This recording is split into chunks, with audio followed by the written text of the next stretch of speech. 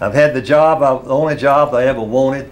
The people have supported me for 50 years to where I could do the things that I wanted to do and lead the program and support the program. It's just nothing like being a part of the Razorback program.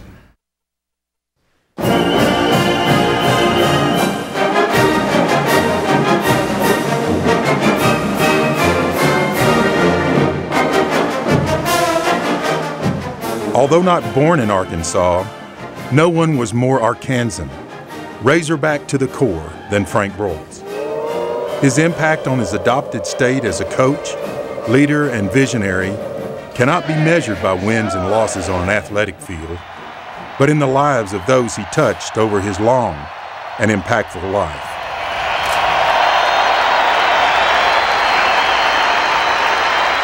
It was as a winning college football coach, my coach, that Coach Broyles became a national figure. From 1958 to 1976, Broyles led the University of Arkansas to 7 Southwest Conference championships. His teams were showcased in some of the most memorable games of the mid-20th century, during an era when on Saturdays, there might be only one game on television. And head coach Frank Broyles. It's almost a storybook setting here today, ladies and gentlemen, as we look at the Razorbacks now coming out on the field. A syndicated columnist once wrote about Broyles. No minister, priest, or rabbi is more devoted to his religion than Frank Broyles is to football. What your team is doing.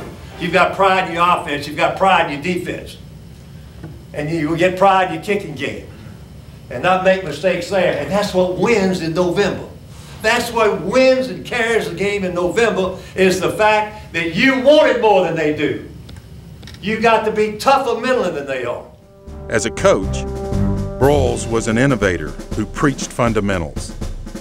He had a knack for hiring talented young assistants who ached to become head coaches. He was an energetic recruiter and a mentor to players who would have unrivaled success in sports, business, and life, with names like Jerry Jones, Jimmy Johnson, Barry Switzer, and Lance Alward. 13-yard line. A long pitch out to Allworth. He's on the near sideline now, jumping over would-be tacklers, but finally hauled A defining moment came in the Cotton Bowl at the end of the 1964 season. The Razorbacks scored late to beat the Nebraska Cornhuskers 10-7, completing an undefeated season, winning a share of the national championship awarded by the Football Writers of America. A big score and a big celebration. He looks, he waits. It's over. And it's Arkansas 10, Nebraska 7, as much of the population of the Razorback State swarms onto the field.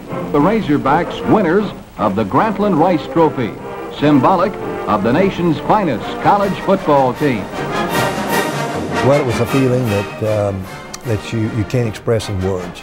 You could see in the hearts of the team, in the minds, you could see the feeling, the togetherness, the satisfaction, the pride, everything that you admire in young people, you could see it in this squad as they left the field and came into the dressing room, and remembering.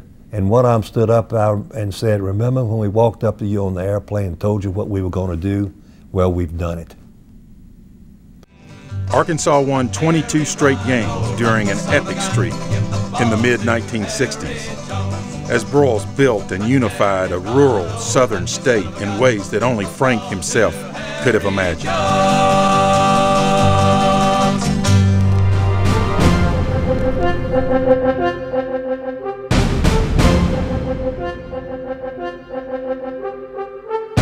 A lanky redhead as a boy, Broyles grew up in Decatur, Georgia, playing football, baseball, and basketball. He was a multi-sport star at Georgia Tech and a football hero for the legendary Bobby Dodd, who would become a powerful figure in his life. Dodd called Broyles a coach on the field, recognizing that young Frank was a leader as well as an athlete. Broyles again. It's a buzz bomb to Johnny McIntosh on the 39. Would-be Tulsa tacklers swarm in on him, but he slips away and he's racing up the field. He's across the pay stripe for a beautiful play covering 51 yards. Following a World War II appointment with the Seabees in the Pacific Theater, Broyles returned for his senior year at Tech and married his high school sweetheart, Barbara Day. Together, they would raise 6 children with a storybook marriage that would last until Barbara's death of Alzheimer's disease in 2004. Frank wasn't interested in the NFL. He became an assistant football coach at Baylor in Florida and back to Tech to run Dodd's offense for 6 years. The Yellow Jackets were a powerhouse, averaging 10 victories a year and winning bowl games at the end of every season. But Broyles hungered to become a head coach, and he set his sights on one job: Arkansas. After a penalty, no hill for a climber like Donnie Stone. Just watch him go. Until bang on the Texas Tech 29. Early on, as an assistant in the Southwest Conference for Baylor, Broyles saw the uniqueness of the Razorback program. He believed he could energize the fan base around the state's one major team, and he let Arkansas Athletic Director John Barnhill know of his ambition. But Barnhill wanted a man with head coaching experience and passed on Broyles when he had an opening at the end of 1956. So when Missouri called, Frank became head coach of the Tigers for 1 year. And then Barney called. Finally, on December the 6th at 9:31 in the morning, I got a call from John Barnhill, and he said, "Hey, Frank, this is Barney." I said, "Where in the heck have you been?" He said, "Well, I've been trying to get the ducks on the pond." And I said, "Are they on the pond?" He said, "Yes." I said, "I'll be there Friday." After a slow start in his first season with the Hogs, Broyles set the state of Arkansas and the college football world on fire. In most years, through the 50s and 60s, the Razorbacks would battle arch-rival Texas for regional and, at times, national dominance. The Arkansas Blockers roll out the red carpet. Hatfield rides again. 81 touchdown yards. Finally, stride for stride with the official, and this makes it Arkansas 7, Texas nothing. His teams won 22 straight games from 63 to 65, winning 1 national championship and coming close to several more. During the decade of the 1960s, the Razorbacks had the 3rd best winning percentage in the nation.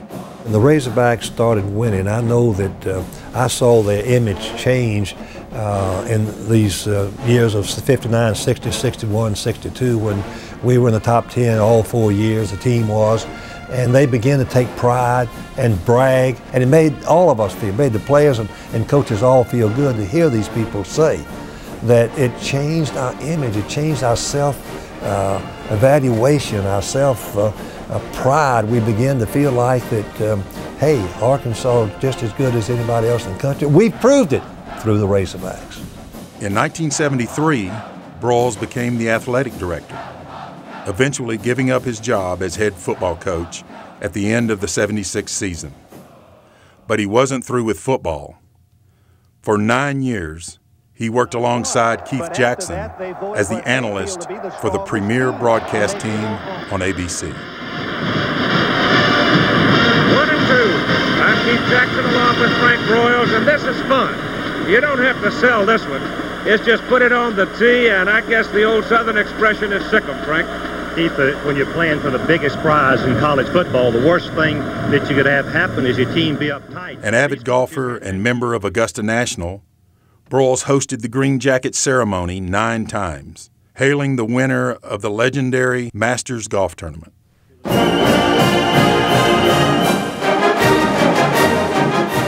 As athletic director, Broyles built one of the most remarkable college programs in the country. He hired Hall of Fame coaches and gave them the tools to win at the highest levels. Eddie Sutton and Nolan Richardson in basketball, John McDonald in track, and Norm DeBryan and Dave Van Horn in baseball. Under his direction, Arkansas won 43 national titles, 57 Southwest Conference championships, and 48 SEC titles.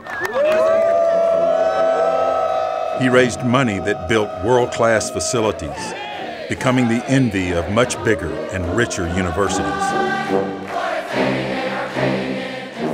Chancellor Ferreter, the Southeastern Conference proudly invites the University of Arkansas to be the 11th member of the Southeastern Conference.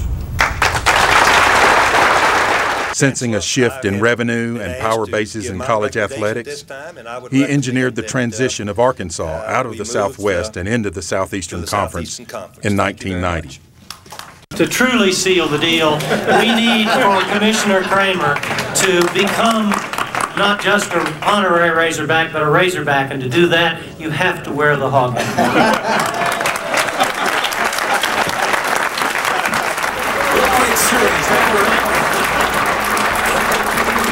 Frank Broyles retired as Arkansas Athletic Director in 2007, completing more than half a century of service. It's been a Razorback miracle that I've witnessed, and the fans of Arkansas deserve all the credit. They're the ones that made everything happen. Thank you very much.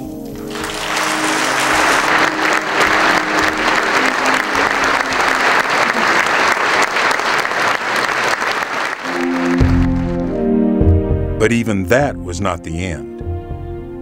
Following Barbara's passing, he and his family established a foundation and developed a playbook to help others cope with the challenges of caring for Alzheimer's patients. The playbook has been translated into 11 different languages, and more than 1 million copies have been distributed. He remarried and led a happy life with the former Ginn Whitehead, and was long a fixture at Arkansas sporting events. The man that was known as the old redhead is now white-headed. Legendary Frank Broyles leading the Calling of the Pigs to open the second quarter. It's hard to put a label on Coach Broyles, and impossible to place a value on his legacy. He was a gifted athlete, a championship coach, a groundbreaking athletic director, and a popular broadcaster. He was a mentor, a man of great faith, a husband, a father, and a grandfather. Here we go. He was an icon who made a difference, a big difference, and his life will have lasting impact, especially here in Arkansas, where he always wanted to be.